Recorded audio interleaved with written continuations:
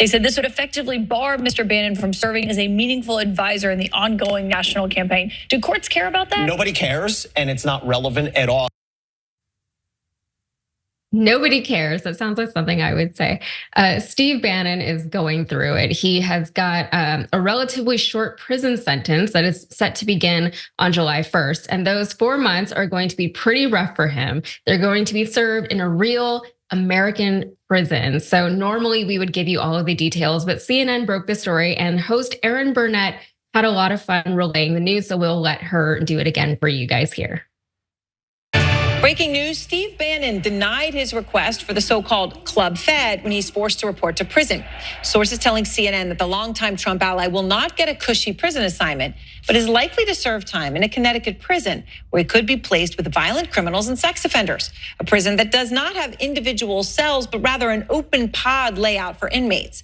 And CNN is learning tonight that there is also a chance Bannon could be sent to New York City's infamous Rikers Island. Yeah, I love how she just could not stop smiling the whole time. So now we know that this audience is nothing if not merciful. So if you think that this might be a little harsh or unfair for Bannon, we have great news for you. He probably could have gone to Club Fed, except that he ruined it for himself. It's just justice, right? So let's go to CNN one more time for those details here. All of this is complicated by a case Steve Bannon is facing in New York, where he's going to trial on this accusation of defrauding donors to a foundation he was on top of. That is not just complicating things with this. It also means that if he's behind bars in the federal prison, whenever that case goes to trial in September, that's when he may have to be in Rikers to attend that trial. Okay, and then real quick, there's also this little snippet from the Turning Point USA convention. Are you prepared to fight? Are you prepared to give it all? Are you prepared to leave it all on the battlefield? Ladies and gentlemen, it's very simple. Victory or death.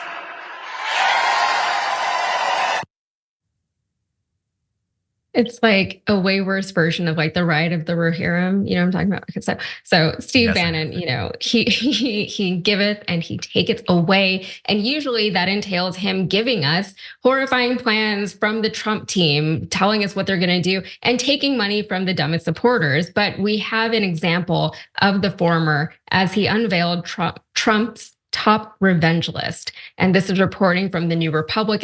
He said, we're coming after Lisa Monaco, Merrick Garland, the senior members of DOJ that are prosecuting President Trump.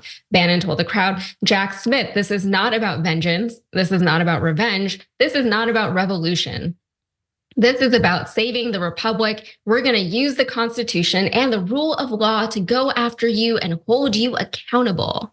He unveiled those horrifying plans for us at the Turning Point convention on Saturday. The video will continue in just a moment, but first I have a message for you.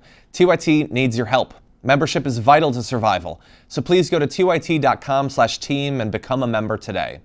And, Steve Bannon is such an interesting character in American politics, partly because for most of us, he seemed to pop up out of nowhere one day while Trump was running for president. And how now he's become this polarizing and very controversial figure, not just in American politics, but around the world. And just to remind everyone, he was a major player in the Cambridge Analytica scandal, and he's got some other questionable ties with foreign adversarial governments. But whether or not you like him or his stances on things, he is an intelligent guy who has managed to land a position in the White House at one point. And now his podcast, what is it, The War Room, it's highly influential with people on the right. He seems to have filled the void that was left whenever Rush Limbaugh died. And I mean, we just saw him leading a crowd in battle cries, just as he's about to go and serve some time in prison. So John, I don't care what Steve Bannon says. This is definitely not about saving the American Republic. What is this really about, John? Yeah, oh my God, there's so much going on there that I absolutely love. It is amazing that he's been as successful as he has, despite the fact that he was cast aside by Trump and then eventually got back to him. That the fact that he was cast aside did not destroy him. The fact that he was found to have robbed his supporters of hundreds of thousands of dollars doesn't seem to bother them very much. I've always found that amazing. And the guy literally looks like he's rotting every moment of every day, and that has not turned off video viewers, which seems strange. I love, like, they all just want to be a tough guy. They all want to do everything they can to not have to serve in the military and then pretend that they're tough guys. The response to his war cry, by the way, was very sad. That was utterly pathetic. But anyway, I love the first video that you played of Erin Burnett. Like, that is the happiest I've ever seen her. Like, he's gonna be with murderers and sexual offenders.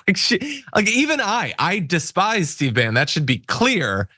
I'm not like thrilled that he's gonna be around rapists or anything. What am I getting out of that? It's a Connecticut prison. I'm from Connecticut. It sounds, if I had to go to a prison, Danbury. I'd say I want a Connecticut one. That doesn't sound too bad. But what's with Danbury thing? What's that? It's supposed to be in Danbury. Okay, what's with the open pods? How does that even work? They don't have cells. But like, okay, let's say that it's bad, and let's say that Rikers is bad. I think it's been said before. Maybe we maintain a base level of quality, of safety. That way, if one of you elites ends up having to go there, you don't see it as a death sentence. Maybe you don't just consign the poors to that sort of experience, knowing that you'll get to go to Club Fed. Maybe if we all had to go to the same prisons, you'd care about them and you'd make them a little bit more tolerable. And why is he insisting on going to this fancy pants place? I thought they were populous. I thought he was anti-elite, anti-status quo. His viewers wouldn't be going to Club Fed if he had done this. Why does he get to go there? There's just so much hypocrisy here. And by the way, he's gonna go, he'll be fine. Like, I'm sure, you know, they always say you go there and you join like a gang or something. I can think of one that will probably embrace him pretty quickly, by the way. You'll know them by their tattoos. And then in 4 months, he'll be out and he'll be inflicting himself on America yet again. Yeah. Yeah, it reminds me of Arrested Development when the dad goes to jail and there was the white power. Yeah, I know what you were talking about. So the one, yeah. We'll see what happens with Steve Bannon. I mean, he still has a very active following now as it stands. I mean, he's still doing rally appearances and he's still got his podcast going on. So he's still very influential. I don't really expect his influence to wane even as he's away for a few months because, you know, they have ways of still communicating. And even then, the Trump MAGA base is, as we've seen, incredibly loyal. They have staying power, unlike, you know, they're basically Swifties for Trump, you know, like I've never seen anything like it. So this is just another step along the way. Everything you said, yes, obviously it's hypocritical, but you know, what are you gonna do? This is nothing new from them. So with that, I'll send it back over to you, John. Thank you. One or two other thoughts. First of all, Swifties for Trump are Trumples. Most people don't know that they're Trumples. Yeah, but anyway, and also people are like surprised that I'm not familiar with pods.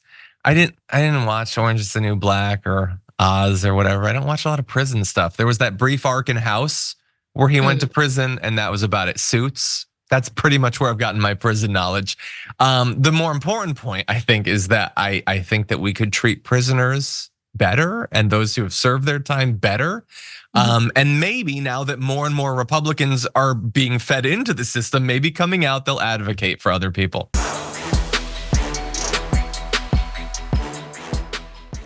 When you click the join button and become a tier 2 member, you get access to all of our weekly top 10 lists. What are you waiting for?